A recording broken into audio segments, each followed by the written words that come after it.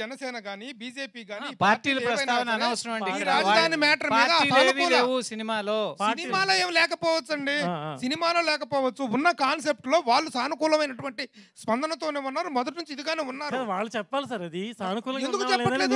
ఎన్నిసార్లు రాజధానిలో పవన్ కళ్యాణ్ పర్యటించలేదు, అమరావతి ఏరియాలో ఎన్నిసార్లు బీజేపీ వాళ్ళు సానుకూలంగా మాట్లాడలేదు, తెలుగుదేశం మొత్తం కూడా దిగుంది కదా. మీరెందుకు వాళ్ళు లేరు, అది రాజకీయం కాదని చెప్పి దాన్ని ఎందుకు స్ట్రెస్ చేసి? నిజంగా వాళ్ళు లేరండి మా సినిమాలో, లేరు. సరే ఓకే, అది మీ ఇష్టం. మాకెందుకు, మీకు ఇస్తుందో లేదో మాకు అనవసరం. సానుభూతి లేదని చెప్పడం ప్లీజ్ రఘు గారు అర్థం చేసుకోండి. ప్రభు గారు మళ్ళీ కలుద్దాం, రాజకీయంగా వద్దు సార్ ప్లీజ్. అబద్ధాలు చెప్పి మీరు సినిమా చూడండి, మళ్ళీ అడగండి, మళ్ళీ వచ్చి ఇదే రోజు అడగండి. ఓకే, మా వినోద్కి ఇచ్చేయండి, ఎందుకు వచ్చిన కూడా మా డార్లింగ్ ఇచ్చేయండి. ప్రభు గారికి ఆయన చెప్పింది యాక్సెప్ట్ చేయాలి, ఎస్ అన్నారు. No no no no no actually Prabhu garu దీనిలో పొలిటిక్స్ వాళ్ళు ఉన్నారు, కానీ మేము వాళ్ళ పొలిటిక్స్ దీన్ని తీసుకోలేదు. వాళ్ళని మన ఈ రైతులుగా ఇప్పుడు ఆయన ఉన్నారు, ఆయన ఏ పార్టీ నాకు తెలియదు, బట్ ఆయన ఒక రైతును నాకు తెలుసు. మేము ఆ యాంగిల్ మాత్రం తీసుకున్నాం. కరెక్ట్. మేము ఆయన బీజేపీ కానీ తెలుగుదేశం కానీ ఆయన కాంగ్రెస్, బట్ ఆయన రైతుల సమస్య ఏంటి ఆ యాంగిల్ మాత్రం తీసుకున్నాం. నేను అడుగుతుంది కూడా చూడండి, మీరు ఏ కోణం ఎంతవరకు తీసుకున్నారు దాన్ని మేము కాదంటున్నా. నా మిత్రుడు అడిగినటువంటి ప్రశ్న ఏంటంటే, వీటిలో ఆ పాత్రలు ఉన్నాయా, ఆ పార్టీల వాళ్ళు ఉన్నారని అడిగితే ప్రస్తావనే లేదు, ఆయన అడిగిన ఎవరు ఓదార్చలేదు అన్న దాని మీద వచ్చినట్టు లేదు. ఆయన క్వశ్చన్ కి ఆన్సర్ ఉంటుంది, అది ఆన్సర్ కొంచెం టెక్నికల్గా చేయాల్సి వస్తుంది. ఎందుకంటే picture is going to release with in 2-3 days. We don't want any confusion. That's the reason we are giving clarity. Okay, మీకేమీ బెదిరింపులు రాలేదు ఈ క్యారెక్టర్ చేస్తున్నందువల్ల? మీరు ఎలాంటి స్టాండ్ తీసుకున్నారు?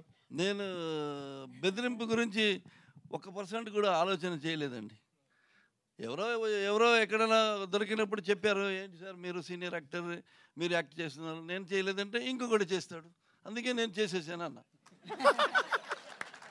అవును, ఎలాగా రవిశంకర్ గారు నేను చేయనంటే కూడా ఇంకొకటి అప్రోచ్ చేస్తారు. సో నేను చేస్తే ఏంటి, one of the same picture will come, అంతే అలా చేసి చెప్పా. But nobody has told me any against about this movie. Ravishankar గారు సో అంటే పొలిటికల్ టచ్ లేదు, ఓకే. బట్ ఏంటంటే మీరు ఫస్ట్ మూవీ అంటే ఇది ప్రొడ్యూస్ చేయడం, ఒక్కొక్కసారి ప్రొడ్యూసర్ పేరు ఒకరు ఉన్నా కూడా వెనకాల సపోర్ట్ వేరే వాళ్ళు ఉండొచ్చు. సో దీనికి ఏమన్నా అలా ఉన్నారా? ప్లస్ ఈ రాజధాని ఫైల్స్ చెయ్యాలి అని ఎందుకు అనిపించింది? ఎందుకంటే మీరు కూడా అక్కడ మీకు తెలిసిన వాళ్ళు ఎవరైనా రైతులు ఉన్నారా ఏంటి, మీ బ్యాక్గ్రౌండ్ ఏమన్నా రైతులు?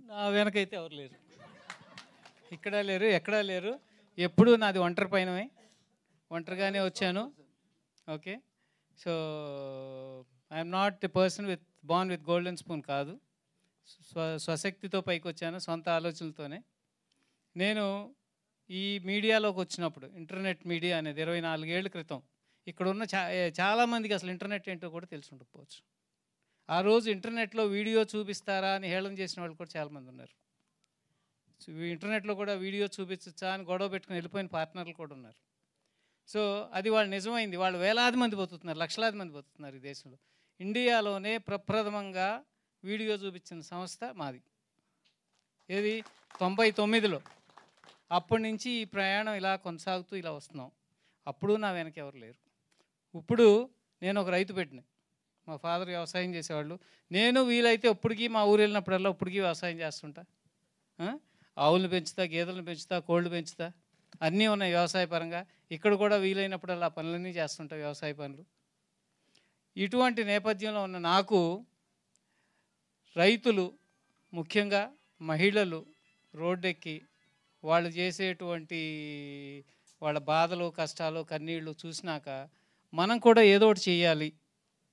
ఇప్పుడు ఆ సమస్యను ఎలా చిత్రీకరించారంటే, అదొక 29 గ్రామాల సమస్యలాగానో ఏదో చిత్రీకరించేసి ఒక కులానికో ఒక ప్రాంతానికో సమస్యలాగా చిత్రీకరించారు. నేను ఒకసారి ఢిల్లీ వెళ్ళినప్పుడు ఒక మీడియా మిత్రులందరితో నేషనల్ మీడియాలో డిస్కస్ చేసినప్పుడు, that's a small problem of few villages అన్నాడు. అంటే ఒక మీడియాని ఎలా మ్యానిపులేట్ చేయొచ్చు, మేనేజ్ చేయొచ్చు, ఇవన్నీ చూసి, అంటే నందిగ్రామ్ అనే సమస్య మనం అందరం చూసాం. మనకి అప్పుడు ఉమ్మడి ఆంధ్రప్రదేశ్లో ఉన్న మనకిను వెస్ట్ బెంగాల్కి సంబంధం ఏంటంటే, నందిగ్రామ్ సమస్య గురించి అయ్యో రైతులు వచ్చేస్తున్నారు, క్యాపిటలిస్టులు వచ్చేస్తున్నారు, లాగేసుకుంటున్నారు, వాళ్ళ భూములను స్పందించాల్సిన అవసరం ఏమొచ్చింది ఆ రోజున? చేసిన వాళ్ళం వాళ్ళు స్వచ్ఛందంగా భూమి ఇచ్చి వాళ్ళు పడుతున్న కష్టాలు, హేళనలు, అవమానాలు ఇవి చూసినా కూడా స్పందించాలి, ఏదో ఒకటి చేయాలని ఒక ఆలోచన వచ్చింది. అలా రూపుదిద్దుకుందే ఈ రాజధాని ఫైల్స్. అంతేగాని మా వెనుకుండి ఎవరో ఉండి నడిపించి ఎవరి కోసం చేయాల్సిన అవసరం లేదు నాకు. నేను ఇంకొక విషయం చెప్పాలంటే నేను ఏ పార్టీలో సభ్యుడిని కూడా కాదు ప్రస్తుతానికి.